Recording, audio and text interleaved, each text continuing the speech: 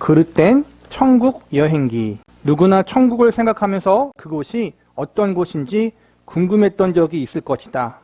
사후세계에 대한 소망은 인간의 마음속에 깊이 뿌리 박혀 있다. 천국에 대한 생각은 도덕성, 탐미심, 종교심과 더불어 인간과 동물을 구분짓는 중요한 특성에 해당한다. 이런 특성들은 우리가 하나님의 형상으로 창조된 영적 피조물이라는 사실에서 비롯한다. 이 사실은 인간의 본질을 규정할 뿐 아니라 인간이 다른 모든 피조물을 다스리는 독특한 위치를 차지하게 된 이유를 보여준다. 하나님은 인간에게 영혼을 사모하는 마음을 주셨다. 이 세상의 삶이 끝나면 사람의 존재도 끝난다는 무신론의 주장은 인간의 본성을 거스른다.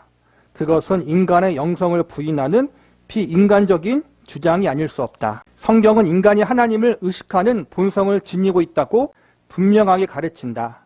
이는 하나님을 알만한 것이 그들 속에 보임이라. 하나님께서 이를 그들에게 보이셨음이니라.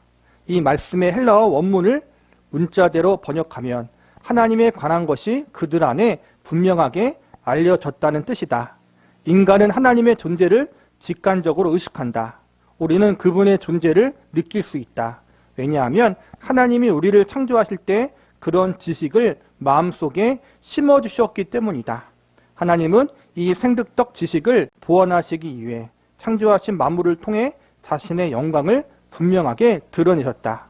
창세로부터 그의 보이지 아니하는 것들, 곧 그의 영원하신 능력과 신성이 그가 만드신 만물에 분명히 보여 알려졌나니 이것이 광활한 우주 어느 곳을 바라보든 하나님의 지혜와 권능과 위대하심을 발견할 수 있는 이유다.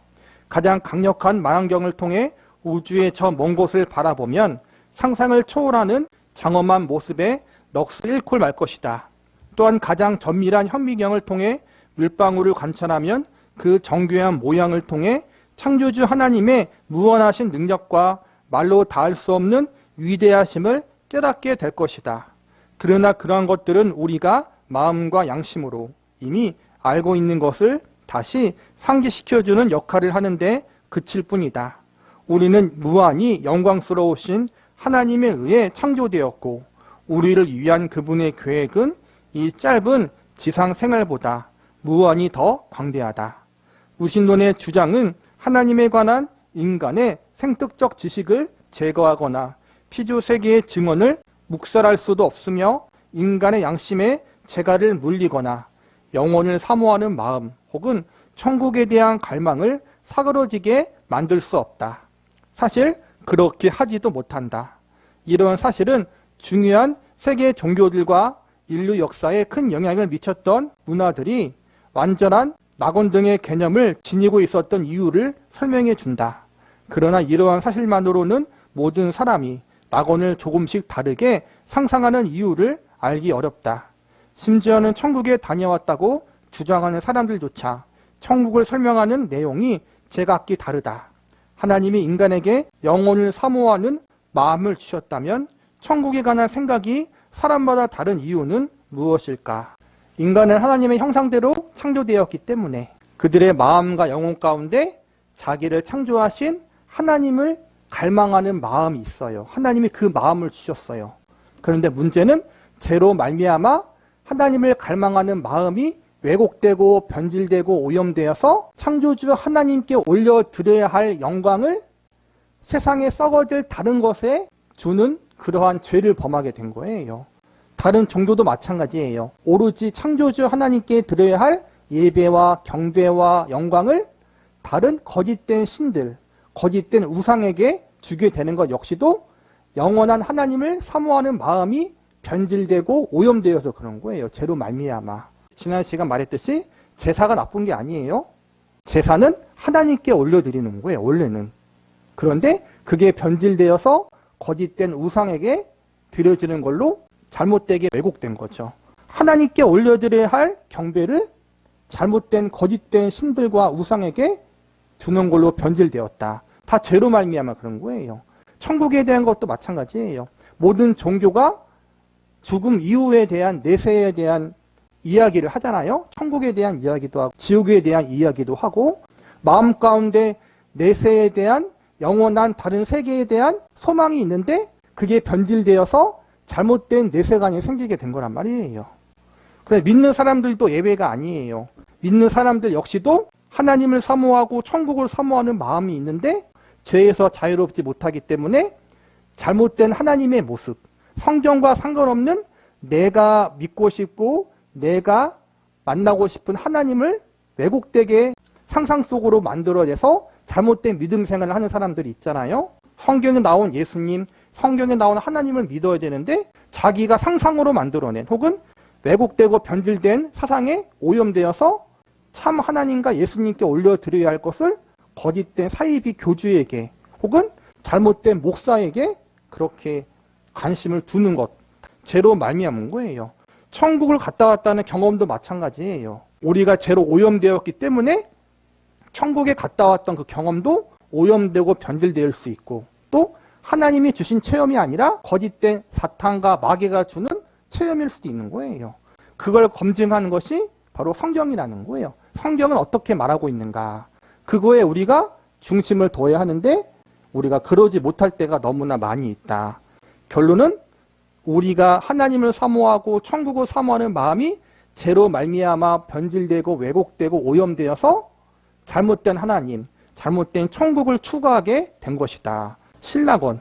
이 질문에 대한 대답은 우리가 죄와 죄책으로 오염된 타락한 피조물이라는 불행한 현실에서 찾을 수 있다. 죄는 우리의 생각과 감성과 상상력은 물론 무엇보다 영적인 일을 이해하는 능력에 심각한 영향을 미쳤다. 우리는 심지어 우리의 마음조차도 옳게 분별할 수 없다. 성경은 만물보다 거짓되고 심히 부패한 것은 마음이라 누가 능히 이를 알리오마는 이라고 말씀한다. 우리는 본능적으로 천국의 현실을 의식하고 거기에 이끌리지만 그와 동시에 우리의 부패함과 죄책을 의식한다. 아담과 하와가 금단의 열매를 따먹고 나서 즉시 벌거벗은 몸을 가린 채 하나님 앞에서 숨으려고 했다는 사실은 매우 의미심장하다. 그들이 느꼈던 수치심이 하나님의 위대하심을 의식하는 마음보다 훨씬 더 컸다. 그때부터 그들은 타락한 피조물로서 하나님을 피하려는 본성을 지니게 되었다. 이성과 의식을 따른다면 그들은 하나님의 영광에 매료되어 그분을 사모하고 그분 앞에서 넘치는 기쁨과 사랑을 느껴야 마땅했다. 불순종하기 전까지는 그랬지만 죄가 모든 것을 순식간에 바꿔놓았다. 그들은 자신이 가장 필요로 하는 존재, 곧 사랑과 헌신을 받기에 합당하신 유일하고 참되신 하나님으로부터 도망쳐야 했다. 그 후로 모든 인간은 그러한 무익한 노력을 수없이 되풀이해왔다. 우리는 부패한 본성을 지니고 태어난다. 우리는 우리의 죄를 부끄러워하고 우리가 하나님의 은혜를 받을 자격이 없다는 것을 잘 알고 있다. 우리는 본능적으로 하나님의 전능하신 능력과 무한한 지혜를 의식하고 놀라워한다. 하나님은 우리가 잊지 않도록 그런 진리를 창조된 만물에 영원히 기록하셨다. 만일 우리가 온전한 정의가 실현되는 하나님의 법정에 서게 되면 그분의 의로우신 분노 앞에 그 어떤 주장이나 변명도 내세우지 못할 것이다. 지으신 것이 하나도 그 앞에 나타나지 않음이 없고 우리의 결산을 받을 이에 눈앞에 만물이 벌거벗은 것 같이 드러나니라. 따라서 타락한 인간은 하나님이 계시하신 진리를 가로막고 왜곡시키려고 애쓸 수밖에 없다. 하나님을 의식하는 타고난 본성을 묵살할수록 사람들은 영적으로 더 큰 혼란에 빠지고 도덕적으로 더욱 방탕하게 행동할 수밖에 없다. 로마서 1장 21절에서 25절은 인간의 부패한 본성이 어떤 심각한 결과를 낳는지를 여실히 보여주고 있다. 하나님을 알되 하나님을 영화롭게도 아니하며 감사하지도 아니하고 오히려 그 생각이 허망하여지며 미련한 마음이 어두워졌나니 스스로 지혜 있다 하나 어리석게 되어 썩어지지 아니하는 하나님의 영광을 썩어질 사람과 새와 짐승과 기어다니는 동물 모양의 우상으로 바꾸었느니라. 그러므로 하나님께서 그들을 마음의 정욕대로 더러움에 내버려 두사 그들의 몸을 서로 욕되게 하게 하셨으니 이는 그들이 하나님의 진리를 거짓 것으로 바꾸어 피조물을 조물주보다 더 경비하고 섬김이라는 주는 곧 영원한 찬송할 이시로다. 사람들이 의도적으로 하나님을 아는 지식을 가로막고 그분에 대한 계시를 거부한다고 해서 그것이 곧 하나님의 존재를 부인하는 것은 아니라는 사실을 기억해야 할 필요가 있다. 오히려 사람들은 자신들의 구미에 맞는 신을 만들어낸다. 우상 숭배자도 인성을 지닌 인간인 이상 하나님에 관한 생득적 지식을 완전히 제거할 수 없기 때문에 상상력을 동원해서 자신의 취향에 적합한 거짓 신을 만들어낸다. 어떤 사람은 새와 짐승과 기어다니는 동물과 같은 피조물을 섬기기도 하고 또 어떤 사람들은 돌로 우상을 만들거나 신화 속의 가공적인 신을 숭배하기도 한다.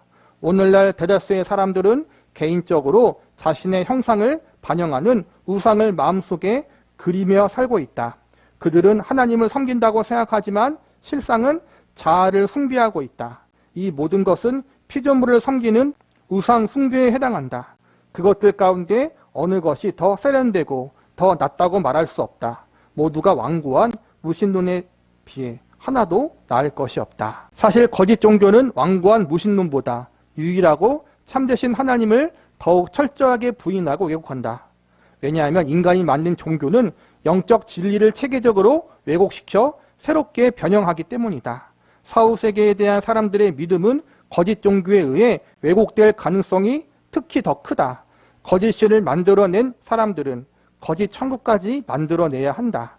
이런 일들이 성경의 하나님을 믿는다고 주장하는 사람들 사이에서조차 갑작스럽게 유행되고 말았다. 믿지 않는 무신론자들도 보면은 믿지 않는 무신론의 이유가 있는데 결론은 그것이 합리적인 것이기보다는 자기의 신념이더라고요. 제가 보니까 결론은 무신론자들도 나의 신념을 섬기는 것이고 나의 생각, 나 자신을 신처럼 섬기는 거예요. 그리고 유신론자들 역시도 자기가 믿고 싶은 신을 만들어서 혹은 자기가 믿고 싶은 신을 선택해서 믿는 그러한 죄를 짓는 거예요. 이거는 아까 말한 것처럼 하나님이 있다는 사실을 영원히 알아요. 하나님이 심어주셨기 때문에. 내세에 대한 소망과 창조주에 대한 하나님에 대한 그러한 갈망한 마음이 있는데 그것이 죄로 말미암아 변질되어서 거짓된 신과 우상을 섬기게 되는 거예요. 이거는 죄로 말미암아 그렇다. 가장 큰 문제는 우리 기독교 안에서 믿는 성도들 안에서도 이러한 부분 자유롭지 못하다라는 거예요. 천국에 대한 부분, 내세에 대한 부분이 성경에 나와 있지 않은 부분까지 너무 깊이 들어가다 보니까는 잘못된 내세관을 가질 경우들이 많이 있다. 그래서 우리는 성경으로 다시 돌아가야 한다. 그 성경은 어떻게 이야기하고 있는가를 우리가 잘 살펴봐야 한다는 거예요. 누구나 오류가 있고 왜곡이 있을 수 있어요. 인간이기 때문에. 근데 중요한 거는 내가 그렇게 왜곡과 오류와 죄악으로부터 자유롭지 못한 죄인이라는 사실을 인정하고 겸손히 하나님의 말씀이 무엇인가를 점검하고 살필 줄 아는 마음이 중요한 것 같아요. 누구나 실수할 수 있고 누구나 오류된 생각을 할 수 있어요. 그러나 우리가 다시 말씀 가운데 조금씩 그러한 부분들을 수정하고 보완해서 바른 믿음과 신앙, 바른 천국에 대한 소망을 심기 위해 노력하면 되는 거예요. 유행이 된 사후여행기, 인간의 상상으로 빚어낸 천국에 관한 이야기를 다룬 몇 권의 책이 최근 베스트셀러 목록에 오르고 있다. 그런 책을 출판하는 속도가 점차 빨라지고 있는 듯하다. 천국이나 지옥을 방문했다는 공상적인 이야기가 요즘 출판계에서 사후세계 여행기라는 장르로 새롭게 부각되었다. 복음주의 블로거와 도서 비평가로 활발한 저술 활동을 펼치고 있는 팀 찰슬리는 이 새로운 장르를 천국 여행기라고 일컬으며 이렇게 말했다. 요즘 천국 여행을 했다는 이야기가 큰 관심을 불러 모으고 있다. 돈 파이퍼는 천국에서 90분 동안 머물렀다고 주장했다. 그의 경험담을 기록한 책은 400만 부가 팔려나갔다. 콜튼 부포는 천국에 얼마 동안 있었는지 알지 못하지만 그의 여행기는 600만 부 이상이 팔렸고 그 이야기를 어린이용으로 만든 책도 50만 부가 팔려나갔다. 빌 위스는 지옥을 방문했다고 주장했고 지옥의 경험담이라고 인지함의 실적은 천국의 경험담에 비해 뒤떨어졌다. 그는 자신의 책이 몇 주 동안 베스트셀러 목록에 오른 것을 지켜볼 수 있었다. 이런 종류의 책들은 여러 권 더 있다. 이런 책들은 기독교 출판계 내에서 사후여행기라는 새로운 장르를 확립했고 핫케이크나 아미시, 이야기처럼 잘 팔리고 있다. 사실 일반 출판계에서는 사후 여행기를 다룬 책들이 이미 1970년대 이후부터 단골 메뉴로 자리 잡았다. 복음주의 출판계는 지금까지는 유행이 조금 뒤처진 감이 있었지만 현재는 그동안 뒤처진 공백을 메우기라도 하듯 사후 여행기 장르의 책들을 한꺼번에 쏟아내고 있다. 천국에 대한 여행기를 많이 기록한 책들이 기독교 서점에 많이 팔렸어요. 그리고 그런 간증들도 많이 있었고, 그런데 문제는 과연 그것이 성경에 나와 있는 천국과 같은 것이냐라는 부분이 지금 존 맥아더 목사님이 제시하는 의문이고, 진짜 천국에 갔다 하면 모든 사람의 내용이 비슷하고 동일해야 되는데 다 다르다라는 거예요. 전부 다. 분명히 누가 잘못된 거라는 거예요.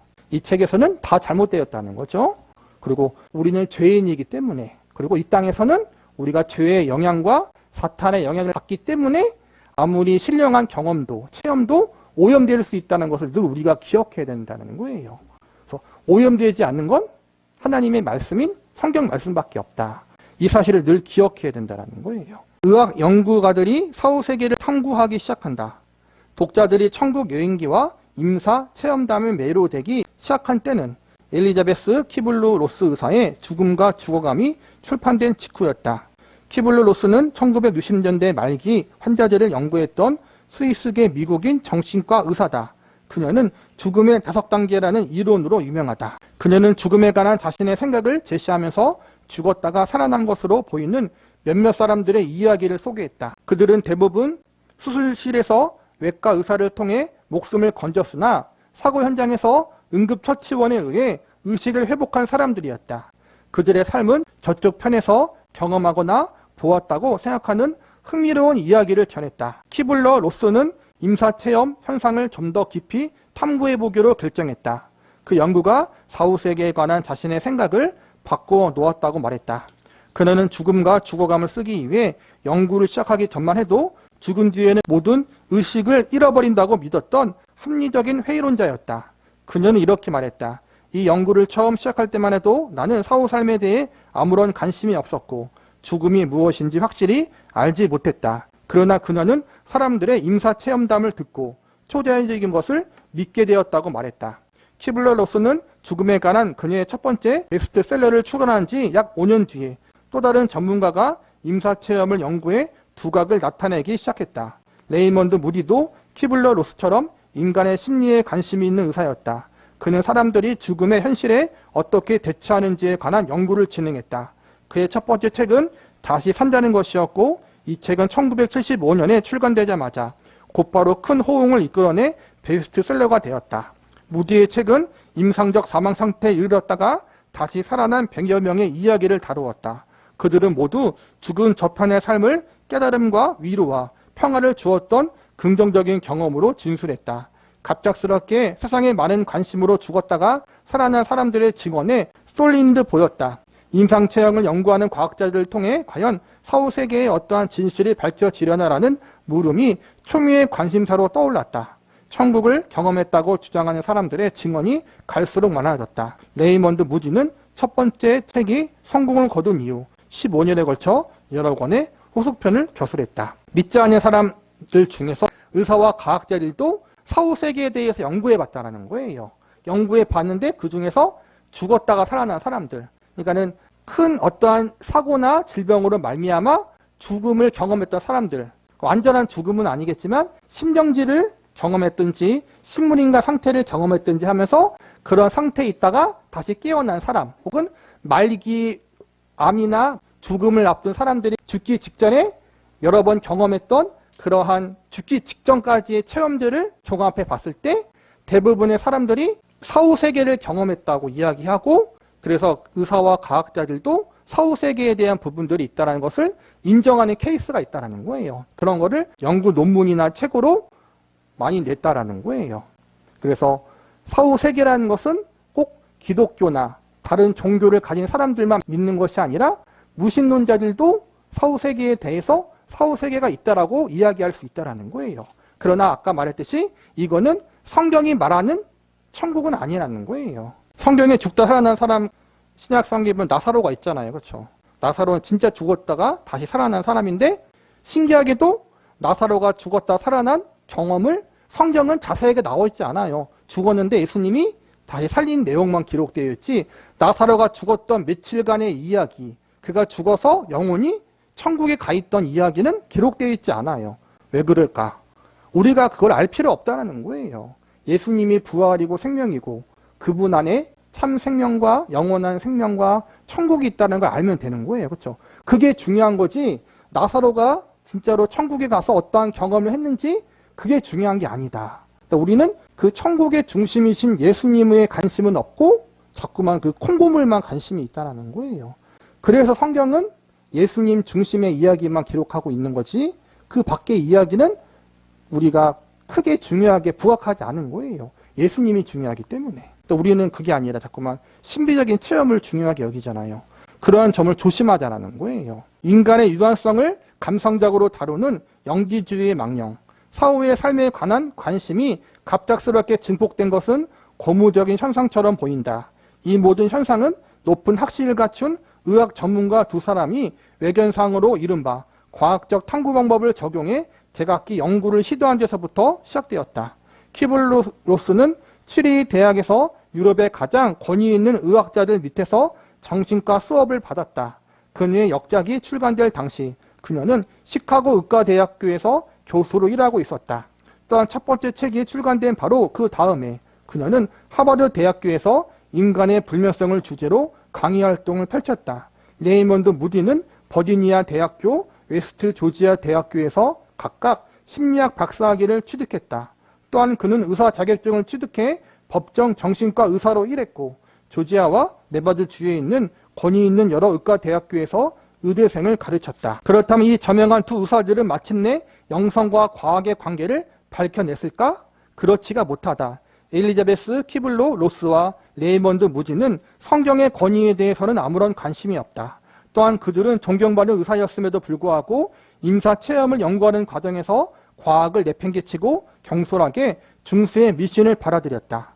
그들의 저서가 지속적으로 영향력을 발휘하면서 신앙과 이성 모두 큰 피해를 입게 되었다.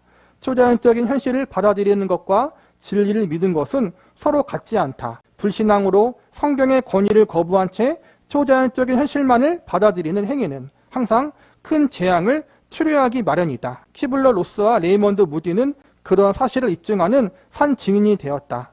그들은 과학을 신봉하는 합리주의자로 임사체험 연구를 시작했다고 말했고, 주어가는 사람들이 경험하는 이상한 현상을 자연적인 관점에서 합리적으로 설명할 수 있을 것이라고 확신했다.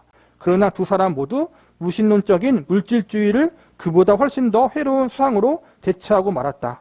키블러 로스는 점차 뉴에이지 신비주의로 기울기 시작했다. 다른 사람들의 임사체험을 연구한 결과를 책으로 펴낸 후 그녀 자신도 직접 유체이탈 상태에서 빛의 속도로 여행하는 놀라운 현상을 경험했다고 주장했다.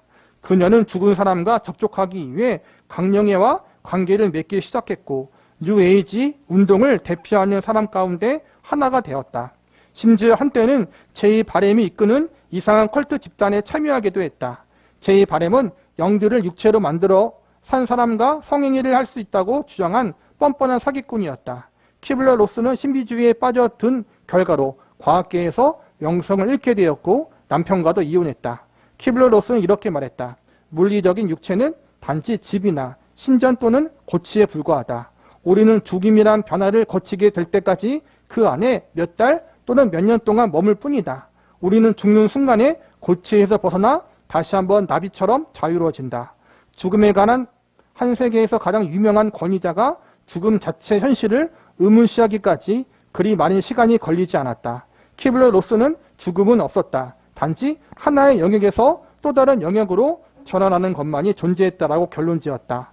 그녀가 뉴에이지 신념을 공공연히 드러내며 기괴한 주장들을 펼치기 시작하자 학술계와 과학계 비평가들 사이에서 가장 잘 알려진 그녀의 초기 저서들조차도 객관적인 과학 바탕을 둔 연구가 아니었다는 비판이 제기되었다. 다시 말해 어리석은 사변에 비롯한 일화를 의학 용어로 신중하게 포장해 학문적인 합법성을 부여했다는 비판이 쏟아졌다.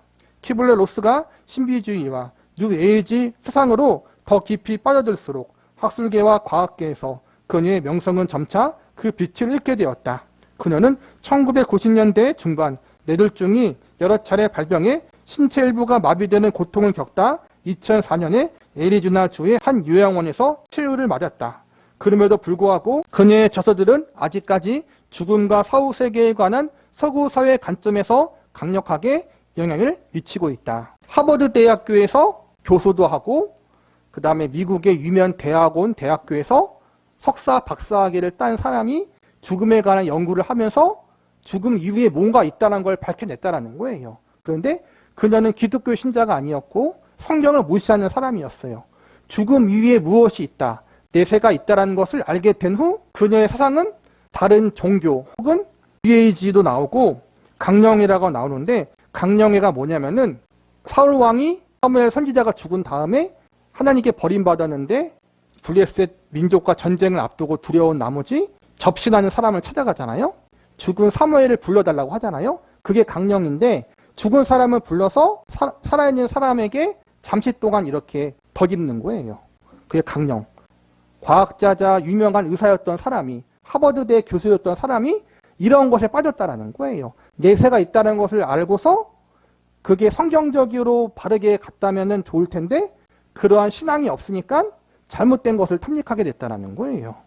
다른 사람도 마찬가지인 거고, 내세가 있다는 걸 알겠는데, 죽음 이후에 뭔가 있다는 걸 알겠는데 그게 뭔지 모르니까 자꾸 왜곡되고 변질된 것을 찾다가 보니까 뉴에이지 운동, 범신론이에요. 모든 종교에는 구원이 있다라는 그런 가르침, 신비주의적인 걸 체험하는 사람들, 그런 거에 빠지기도 하고, 아까 말한 것처럼 강령의 점술 같은 무당 같은 사람을 찾아가기도 하고 그런 짓을 했다라는 거예요. 결론은 내세가 있다는 걸 알아도 우리가 하나님과 예수님을 알지 못한다면 잘못되게 빠질 수밖에 없다. 네, 이것이 오늘날 많은 무신론자들과 기독교가 아닌 사람들이 빠진 오류이고, 심지어는 믿는 사람들도 그러한 잘못된 오류, 하나님과 예수님과 상관없는 내세관, 성경과 상관없는 내세관에 깊이 빠질 때가 많다는 거예요. 우리는 성경에 나오는 천국의 이야기가 무엇인지, 그리고 궁극적으로 우리가 집중해야 할 것이 무엇인지, 결론은 성경이고 예수님이거든요. 그거에 대해서 우리가 배우는 시간이 될 거예요. 그러므로 우리가 그동안 신앙생활을 하면서 우리가 좀 왜곡되게 알고 있던 천국에 대한 부분, 그런 부분, 내세관에 대한 부분들을 잘 우리가 수정하고 점검할 수 있는 시간이 되었으면 좋겠습니다.